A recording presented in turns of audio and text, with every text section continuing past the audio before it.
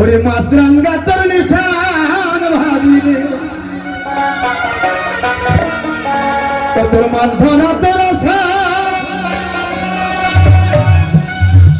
ওরে এক ডুবেতে কাজ সিদ্ধি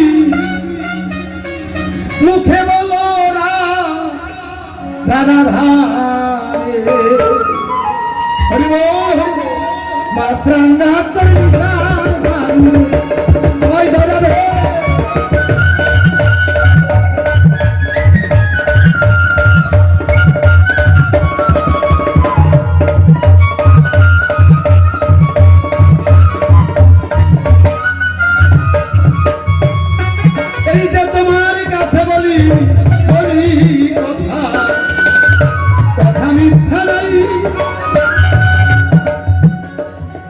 ভাগবত সঙ্গ সাধু সঙ্গে তাদের বিচারে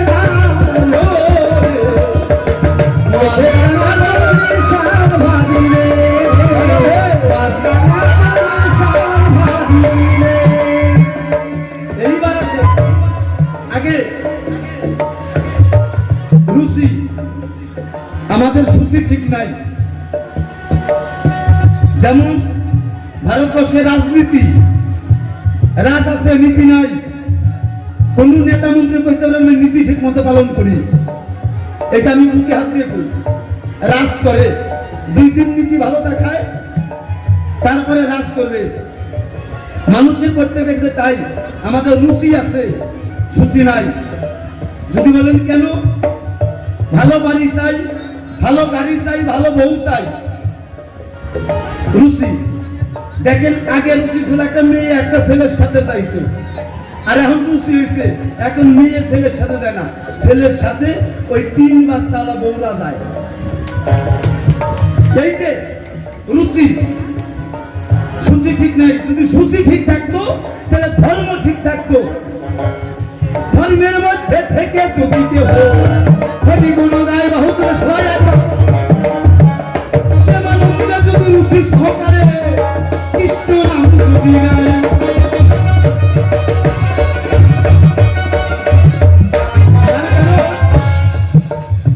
নামের প্রতি রুচি রাখতে হবে। এই যে কালা সাধু ধরা সাধু খায় না কেন? আহারে আগে আহার শুদ্ধি, তারপরে নিহার শুদ্ধি। হয় নাই বললে যায় না। ওই যে আরেক বৈরাগী কিন্তু মৎস্য ছাড়া আর ভগবানকে চিনি না। এক বৈরাগী বলেছে মাছ লাগে যে ভগবান একদিন মৎস্যগন্ধ হয়েছিলেন, মুকন্দ। তা নয়, সেটা বলেনি। সাহিত্যের পরে ভোগের পরে মৎস্যমুখী করতে হয় না। এই যে রুচি মানি, সূচি করি না। অর্থাৎ ভোগ না করে গঙ্গায় মকর মাছকে প্রসাদ দিতে বলছে। মৎস্য মানে মাছের মুখে একটু প্রসাদ দিয়ে মাছটা যেন ওই হাঙ্গর থেকে যেন জীব করে জন্ম হয়, আর কৃষ্ণ নামে গিয়ে যেন ভগবানের চরণ পায়। এটা না করে মাছমুখী করে। এবার আসেন মানুষের জীবনে কেন খায় না? আপনি মেয়ে বিয়ে দিচ্ছেন না, ছেলে বিয়ে দিচ্ছেন, সত্যি বিয়ের কার্ডে কি লেখা আছে? তুই বিয়ে করছিস বাবা, বিয়ের কার্ডের মধ্যে কি লেখা আছে? শুভ বিবাহ। ভগবানের নিমিত্তে করতে গেলে শুভ কাজে অশুভ হয় কেন? বেদের কর্মে গেলে বৈষ্ণবে দল্লয়, সেই বৈষ্ণবে বিষ্ণুর উপাসক তারা, তারা খায় না, তারা দলে হয়।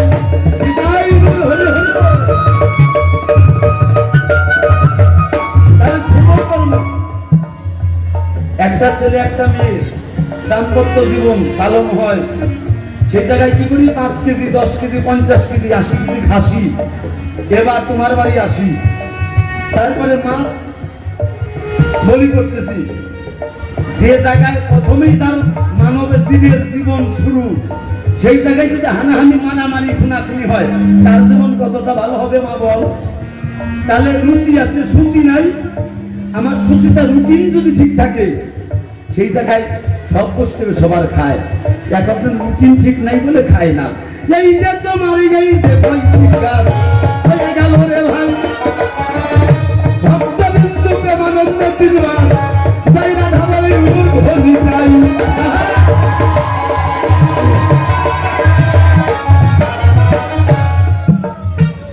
বেশ তো ভালো জবাব দিলে, ভাবে গেল জানা, তাই সাধুর কাছে শিখতে হবে তথ্যের 16 আনা। তাই ওই মদনাকে ভগবান পেয়েছিল, মদনা যদি ওই সাধু সঙ্গে না যেত তাহলে কিন্তু ভগবান পাওয়া হতো না। মদনার বউ যদি তুলসী তলায় প্রার্থনা না করত, মদনা কিন্তু ভগবান পেত না। ওই পাঠক মহাশয় যদি হা কৃষ্ণ গোবিন্দ বলে না কামতো, তাহলে কিন্তু মদনার ভগবান পাওয়া হতো না। তাই তুলি বিদ্যা বড় বিদ্যা, যদি না পড়ি ধরা, তুলি বিদ্যা বড়ই বিদ্যা, যদি না পড়ি ধরা। তাই এই চুরি বিদ্যা ছেড়ে দিয়ে এখন আমি চুরি বিদ্যা ছেড়ে দিয়ে একটু সাধুর দলে গিয়ে নাম লেখাই, কারণ সাধু সঙ্গ করলেই না ভগবান প্রাপ্তি হয়। তার প্রমাণ সেটা হচ্ছে মদনাই দিয়ে গেছে। ওই সাধু সঙ্গে গিয়েছে বলে ভগবান পেয়েছে সেই মদনা। তাই আমরা এখন সবাই জীবনে যত অন্যায় করেছি, জীবনে যত চুরি করেছি, ভগবানকে না দিয়ে খেয়েছি, মন্দিরে দান না করে নিজের বাড়ি বানিয়েছি, সমস্ত অপরাধ ভগবানের চরণে অর্পণ করে আমরা সাধু সঙ্গে লিপ্ত হয়েছি, সাধু সঙ্গে এসেছি।